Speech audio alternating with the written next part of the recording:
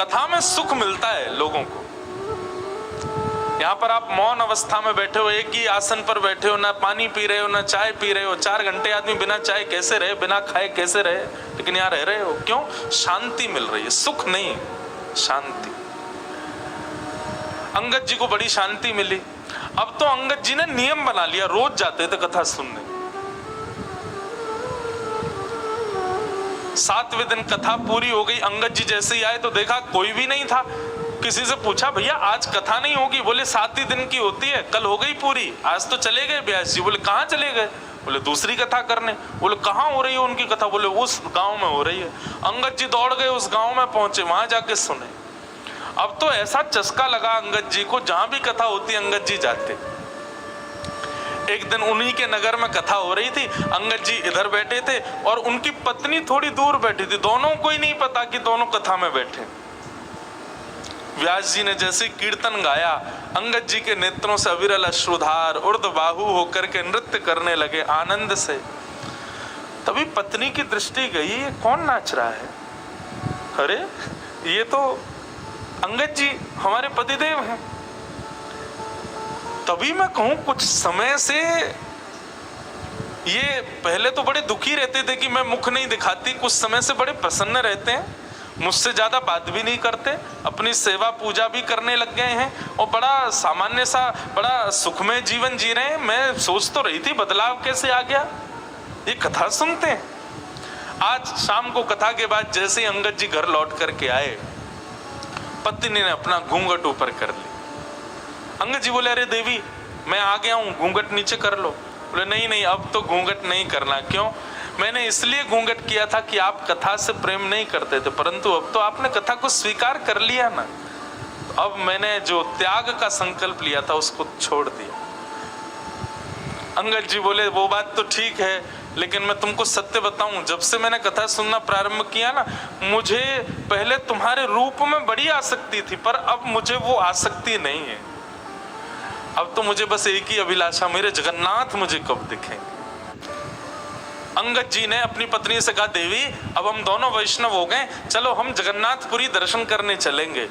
लेकिन अभी अभी सुना है कि एक बहुत बड़ी युद्ध के लिए राजा के साथ मुझे जाना है, युद्ध से जब वापस आ जाएंगे फिर हम जगन्नाथपुरी चलेंगे। ठीक है। युद्ध में अंगद जी गए, जाकर के युद्ध किया। युद्ध का नियम होता था, जो राजा हारता था उसका सारा धन हड़प लिया जाता था और जीतने वाले राजा को दे दिया जाता था। अंगद जी जब उसका सारा धन लेने लगे तो वहां एक अद्भुत मणि थी। उस मणि को देख करके अंगद जी बड़े प्रसन्न हो गए। बोले, बड़ी सुंदर मणि है, मुझे ठाकुर जी को कुछ निवेदित करना है, ठाकुर जी को मैं जगन्नाथपुरी जाऊंगा, कुछ देना है। कोई बात नहीं, मैं ये मणि अपने संग ले जाता हूँ, ये ठाकुर जी को दे दूंगा। और उस मणि को अंगद जी ने अपनी पगड़ी में छुपा लिया। थी तो वो चोरी, लेकिन अंगद जी का भाव क्या था कि मुझे ठाकुर जी को देनी है। भगवान से बोले, प्रभु इसके बदले भले ही मुझे दंड मिल जाए, लेकिन मैं ये दूंगा आपको, ये है आपकी, मुझे नहीं चाहिए लेकिन मैं आपको दूंगा। किसी सैनिक ने जाके राजा को बता दिया कि अंगद जी ने एक मणि को अपनी पगड़ी में छुपा लिया। राजा, अंगद जी उसके चाचा लगते थे, इसलिए राजा स्पष्ट तो कुछ कह नहीं पाया, पर राजा ने मन में विचार किया कि अंगद जी रोज मेरी बहन के यहाँ भोजन करने जाते हैं, मैं आज बहन से कहूंगा कि वो भोजन में जहर मिला दे, अंगद जी की मृत्यु हो जाएगी, मणि हमको मिल जाएगी। अंगद जी आज भोजन करने के लिए राजा की बहन के यहाँ गए तो अंगद जी का नियम था कि भोजन का पहला भाग राजा की बहन की छोटी बेटी को गोद में बिठा के पहले उसको खिलाते थे, फिर स्वयं पाते थे। आज उसने अपनी बेटी को कहीं छुपा दिया, बोले अंगद जी कहीं खिला ना दे, इसमें तो जहर है। अंगद जी भोजन करने बैठे, कहा बिटिया चलो लाओ अपनी बेटी को लेके आओ, उसको मैं थोड़ा खिला दूं फिर मैं पाऊं। बोले मेरी बेटिया तो आज माँ के पास गई है, मेरी मायके गई है, आज वो है नहीं, तो आप आज अकेले ही पालो। अंगद जी बोले, बेटा ये तो मेरा नियम है, उसको खिलाए बिना तो मैं कभी नहीं खाता। अरे वो मेरी प्राण प्यारी है, मैं उसको साक्षात जगदम्बा के स्वरूप में देखता हूँ, पहले उसका भोग लगाता हूँ तब पाता हूँ, अब जब तक उसका भोग नहीं लगेगा मैं तो नहीं पाऊंगा। तो राजा की बहन ने सोचा ये मेरी बेटी से इतना प्रेम करते हैं और मैं इनको जहर दे रही हूं। उसने थाली उठा ली, बोले कि ये पूरा भोजन ही आपके लायक नहीं है चाचा जी, इसमें मैंने विष मिला दिया है। अंगद जी ने थाली पकड़ी, बोले तुमने इसमें विष मिला दिया है? बोले हाँ। बोले क्यों? मेरे भाई को वो मणि चाहिए जो आपने पगड़ी में छुपा रखी, इसलिए उसने मुझसे कहा कि विष दे दो। पर आपका प्रेम देख करके मेरा मन हो रहा है कि मैंने बहुत बड़ा अपराध किया, मैं ये विष आपको नहीं दे सकती। अंगद जी बोले वो सब बात छोड़ो, ये बताओ क्या तुमने इस थाली का भोग लगाया था भगवान को? उसने कहा हाँ, भोग तो मैंने लगाया था। बोले तुमने विष वाला भोजन ठाकुर जी को खिला दिया? बोले क्योंकि आप बिना भोग लगाए पाते नहीं है, इसलिए भोग तो मुझे लगाना पड़ा। अंगद जी बोले अब तो इसको मैं ही पाऊंगा, जब विष ठाकुर जी ने पा लिया तो मैं कैसे छोड़ूं?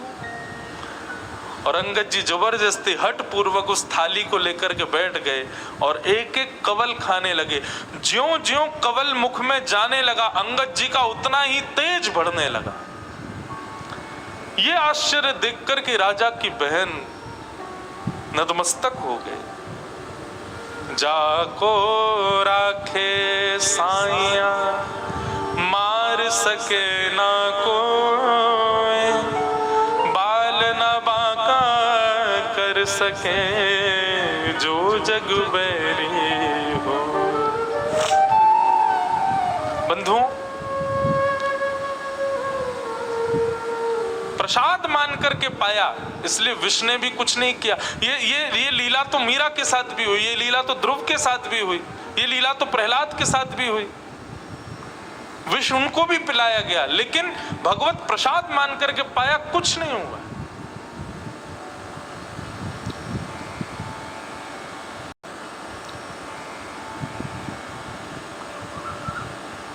अंगद जी महाराज अपनी पत्नी से जाके बोले देवी अब हमको विलंब नहीं करना चाहिए, क्योंकि राजा मेरे पीछे पड़ गया है, वो कभी भी मेरा वध कर सकता है। मेरा वध कर दे मुझे चिंता नहीं, पर मुझे जगन्नाथ जी को एक बार देखना है।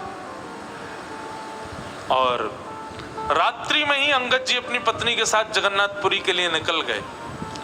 राजा को किसी दूत ने जाकर के रात्रि में खबर कर दी, बोले अंगद जी निकल गए हैं महाराज।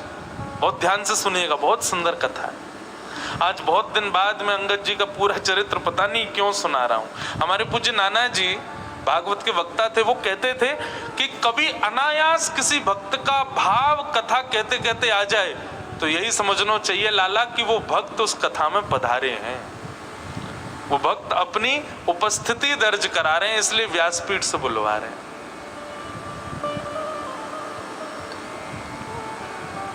तो अंगद जी जाने लगे, बीच रास्ते में ही राजा के सैनिकों ने बंदी बना लिया।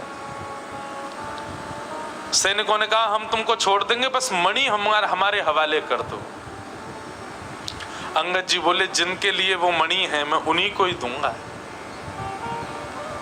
मैंने चोरी की, मुझे आप बंदी बना लीजिए, जीवन भर के लिए कारावास दे दीजिए, लेकिन पता नहीं क्यों जब से मैंने उस मणि को देखा है मेरे मन में आया कि मैं पहली बार जगन्नाथ जी को कुछ दूंगा तो ये मणि ही दूंगा।